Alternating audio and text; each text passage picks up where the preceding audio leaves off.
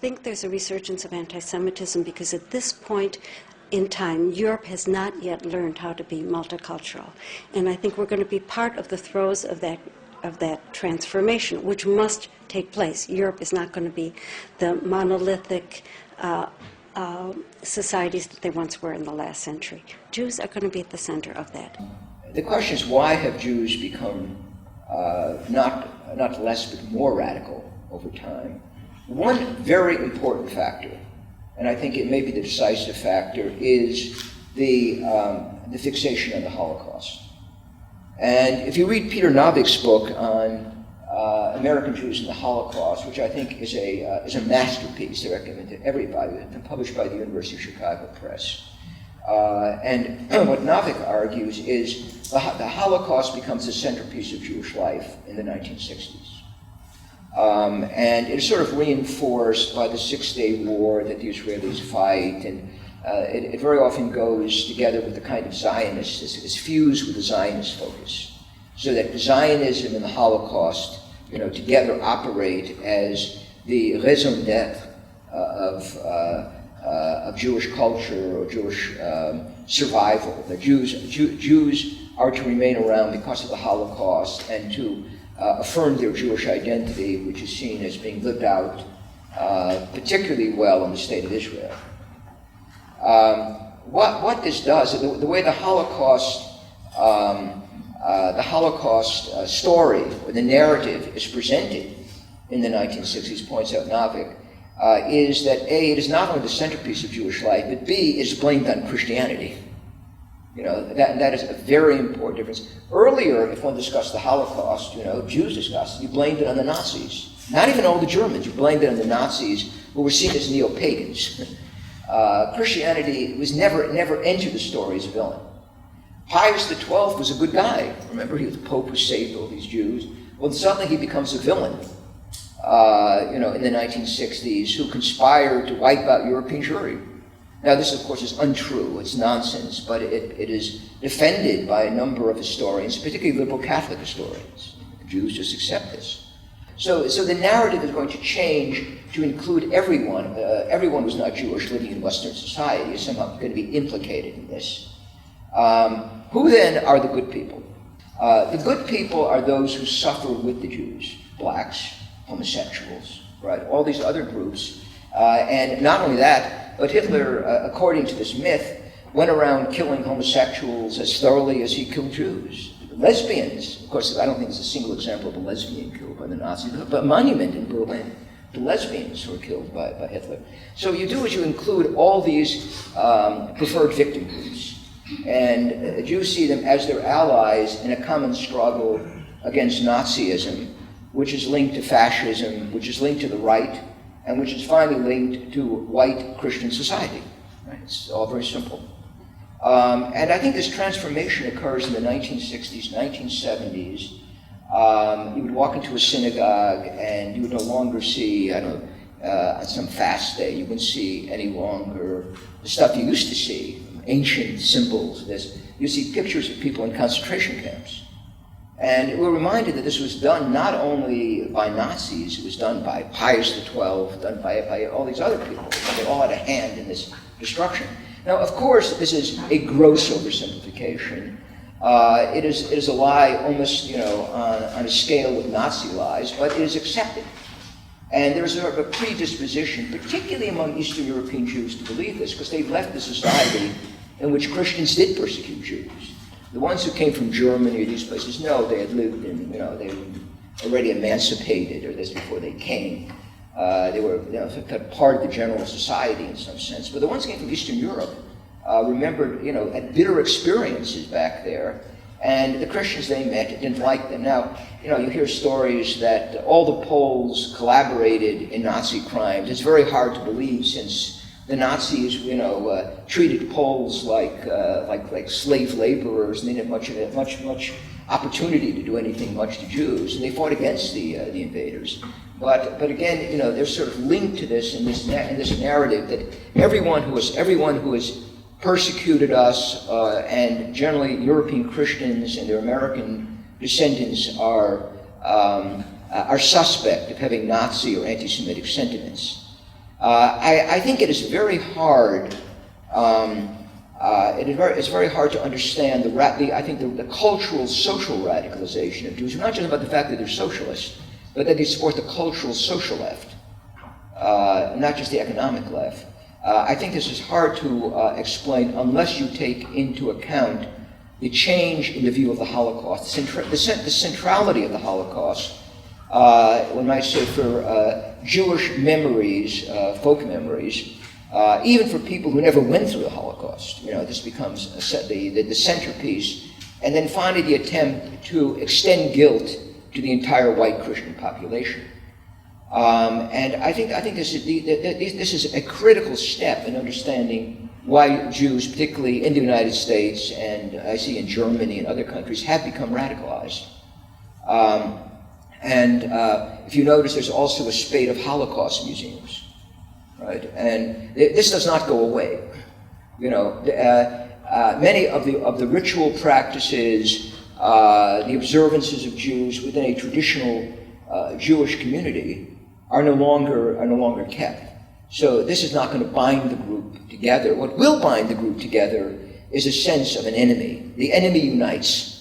And the enemy is basically white Christian society. That is to whatever extent it remains a white Christian society. Now, even these people are redeemable, because if you invite in enough of the rest of the world, immigration, then you dilute the poison, right? So you have these people coming in from Asia, or people coming in from Africa, or especially from Latin America, who for some reason are not viewed, by American Jews as Christians. They're just viewed as, Amerindians or people coming from another area. The more you emphasize the role of victims, of other victim groups, the less America will look like the country that might, turn against the Jews. And, in my book on multiculturalism, I quote Abe Foxman, the head of the Anti-Defamation League, who is sort of, in many ways, the perfect exemplar of all the attitudes that I'm describing. And he makes a statement that within 50 years, America will no longer be a white Christian country, and we can feel safe.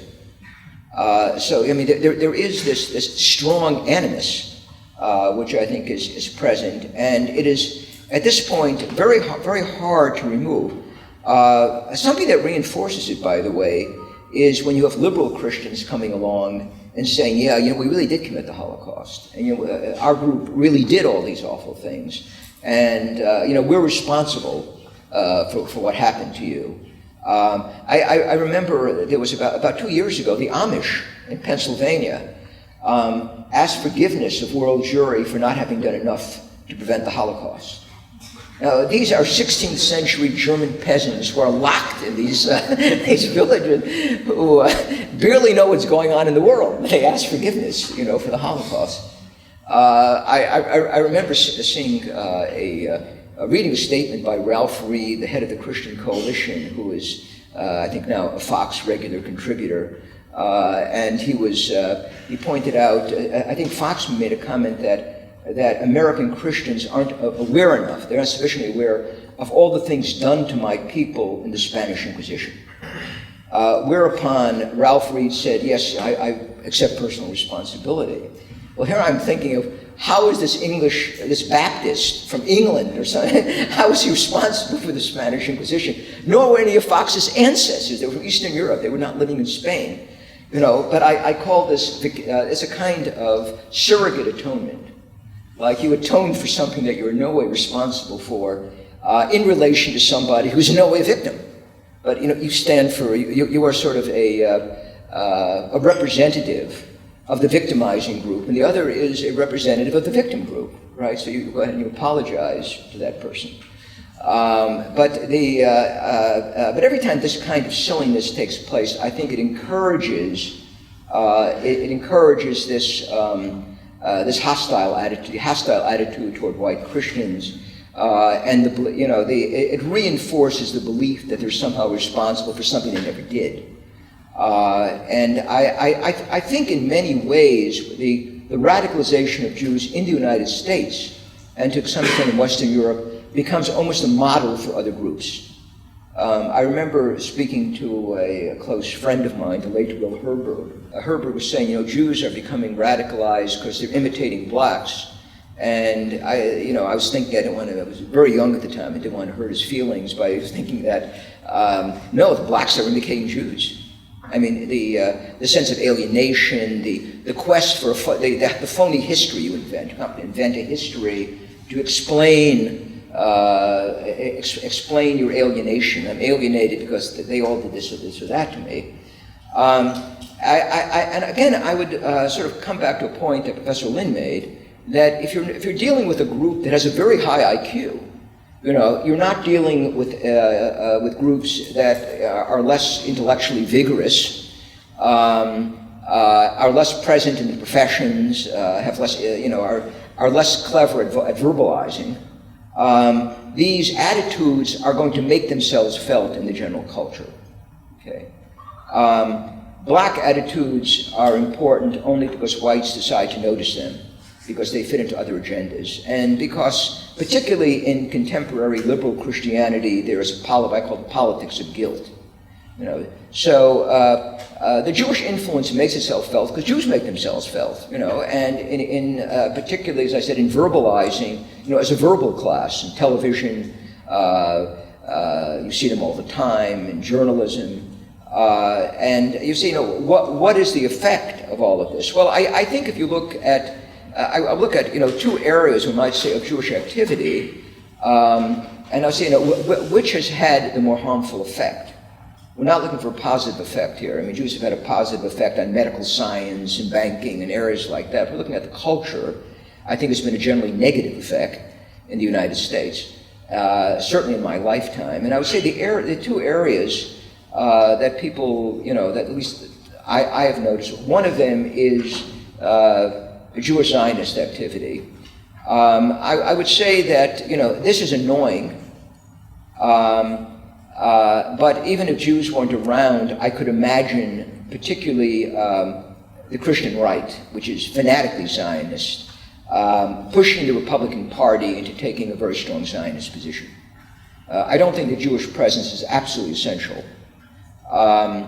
Second of all, I disagree with Mearsheimer and Wald's argument that there's something new about the way the Jewish lobby operates. It is no different from the way other lobbies, ethnic lobbies, have influenced America. It's just Jews have more power and more money.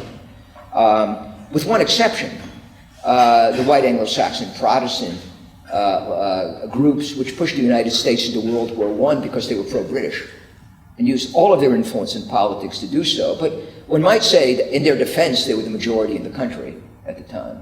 Jews are only 2% of the population. But I don't think the Zionist influence would be totally gone even if no Jews were around, because it is such a powerful force, particularly in the Christian right.